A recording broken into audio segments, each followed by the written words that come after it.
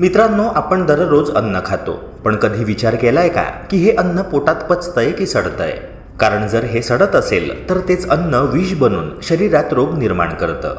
आपलं पोट हे शरीराचं केंद्र आहे. आपण खातो ते सगळं पोटात जातं आणि तिथे काय होतं हे समजून घेणं खूप महत्त्वाचं आहे. पोटात एक जठर असतं जे एका पिशवीसारखं असतं आणि त्यातून ॲसिडिक रस म्हणजेच जठर रस तयार होतो. याचं मुख्य काम म्हणजे अन्नाचं पचन, शोषण आणि रोगजंतूंचा नायनाट करणं. तुम्ही तोंडात पहिला घास टाकता आणि पोटात अग्नी पेटतो. हा अग्नी अन्न पचवतो आणि अन्न पूर्ण पचल्यावरच आपल्याला खरी ऊर्जा मिळते. पण इथेच बहुतेक जण चूक करतात. तुम्ही जेवताना किंवा लगेच जेवल्यावर भरपूर पाणी पिता आणि त्या अग्नीवर थंड पाणी शिंपडल्यासारखं होतं. ती अग्नी विझते आणि मग सुरू होते फर्मेंटेशनची प्रोसेस, म्हणजेच अन्न सडण्याची प्रक्रिया. जिथे डायजेशन व्हायला हवं तिथे सडलेलं अन्न विष तयार करतं. आयुर्वेद सांगतं की जठराग्नी जर पेटला नाही तर रस तयार होणार नाही. रस नसेल तर त्यावरून तयार होणाऱ्या रक्त, मज्जा, वीर्य, हाडं, मलमूत्र यांचं चक्रच थांबतं आणि मग युरिक ॲसिड तयार होतं. यामुळे गुडघेदुखी, सांधेदुखी, कंबरदुखी सुरू होते. डॉक्टर सांगतात की युरिक ॲसिड वाढलंय, पण मुख्य कारण आहे पचन बिघडलेलं अन्न. म्हणून मित्रांनो, नेहमीच लक्षात ठेवा, जेवताना किंवा जेवल्यावर लगेच पाणी पिऊ नका. तसेच अन्नाचे नीट पचन व्हावे आणि शरीरात ते सडू नये यासाठी काही परिणामकारक टिप्स आपण लगेच जाणून घेऊया. टिप नंबर 1, अन्न खाताना शांतपणे खा आणि व्यवस्थित चावून खा. घाईघाईत अन्न खाल्ल्यास ते नीट चावलं जात नाही आणि त्यामुळे पचनक्रिया बिघडते.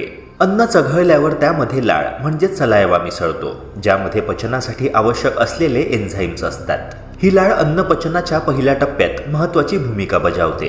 पण जर आपण अन्न नीट न चघळता गिळंकृत केलं तर पोटावर अतिरिक्त ताण येतो आणि अन्न नीट पचत नाही. त्यामुळे अन्न खाण्याच्या वेळी शांतपणे, लक्षपूर्वक आणि प्रत्येक घास नीट चावून खाणं हे आरोग्यासाठी अत्यंत गरजेचं असतं. टिप नंबर 2, जेवण करताना पाणी पिणे टाळावे.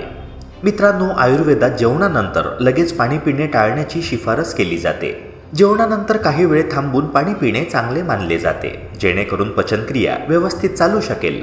जेवण करताना पाणी पिणे टाळणे चांगले मानले जाते, कारण असे केल्यामुळे पचनक्रियेत अडथळा येऊ शकतो. पाणी प्यायल्याने पोटातील पाचकरस पातळ होऊ शकतात, ज्यामुळे अन्न पचायला जास्त वेळ लागतो आणि पचनाच्या समस्या उद्भवू शकतात. पचनक्रिया व्यवस्थित न झाल्यास शरीराला अन्नातील आवश्यक पोषक तत्वे शोषून घेणे कठीण होऊ शकते, ज्यामुळे शरीराला पुरेसे पोषण मिळत नाही. तेव्हा मित्रांनो, जेवल्यानंतर लगेच पाणी पिणे टाळावे. खाल्ल्यानंतर अर्ध्या तासानंतरच पाणी पिले तर उत्तम. यामुळे तुमचे आरोग्य सुधारेल आणि पचनक्रिया ही व्यवस्थित राहील. टिप नंबर 3, पुरेशी झोप आणि स्ट्रेस फ्री जीवन.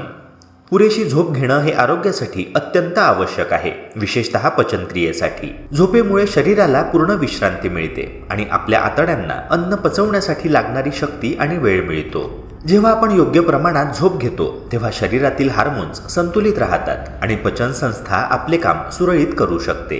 झोपेच्या अभावामुळे पचनसंस्था कमकुवत होते, ज्यामुळे अन्न नीट पचत नाही. गॅस, अपचन, मळमळ यांसारख्या समस्या उद्भवतात. तसेच मित्रांनो, मेंटल स्ट्रेस म्हणजेच मानसिक ताण सुद्धा पचनावर गंभीर परिणाम करतो. जेव्हा आपण मानसिक तणावाखाली असतो तेव्हा पचनासाठी लागणारी ऊर्जा वेगळ्या ठिकाणी वळवली जाते. हे पचन मंदावण्याचं एक प्रमुख कारण आहे. त्यामुळे रोजच्या जीवनात योगा, ध्यान, श्वसनतंत्र किंवा इतर रिलॅक्सेशन टेक्निक्स वापरून तणाव कमी करणं आवश्यक आहे. तणावमुक्त राहिल्याने पचनसंस्थेवर सकारात्मक परिणाम होतो आणि शरीर सशक्त व ऊर्जायुक्त राहतं. टिप नंबर 4, जेवणानंतर लगेच झोपणे टाळावे. मित्रांनो, जेवणानंतर लगेच झोपणं हे आपल्या पचनासाठी हानिकारक ठरू शकतं, कारण झोपल्यावर शरीराची हालचाल थांबते, ज्यामुळे अन्नाचे पचन धीमे होते. पोटात अन्न नीट न पचल्यामुळे गॅस, जळजळ, ॲसिडिटी आणि अपचन अशा समस्या निर्माण होतात. विशेषतः रात्रीच्या जेवणानंतर लगेच झोपल्यास शरीराला अन्न व्यवस्थित पचवण्यासाठी पुरेसा वेळ आणि मदत मिळत नाही. त्यामुळे मित्रांनो, जेवणानंतर शतपावली अवश्य करा. साधारणतः जेवणानंतर किमान तासाभराने झोपायला जाणं योग्य मानलं जातं. यामुळे पचनक्रिया सुरळीत होते आणि शरीर अन्नातून योग्य पोषण शोषून घेऊ शकतं. अशा सवयीमुळे अपचन टाळता येतं आणि आरोग्य सुधारतं. आणि मित्रांनो, शेवटची टिप, नियमित व्यायाम करा.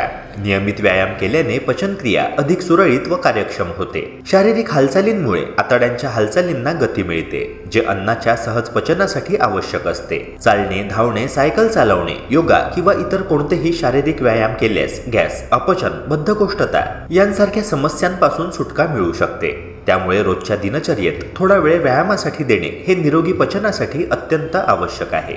मित्रांनो, आशा करतो की हा व्हिडिओ तुम्हाला महत्त्वाचा वाटला असणार. अशाच प्रकारच्या आरोग्यवर्धक कंटेंट्सकरिता आपल्या यूट्यूब चॅनलला सबस्क्राईब करून बेल आयकॉनला नक्की प्रेस करा. भेटूया पुन्हा एका नव्या व्हिडिओसह. जय हिंद, जय महाराष्ट्र.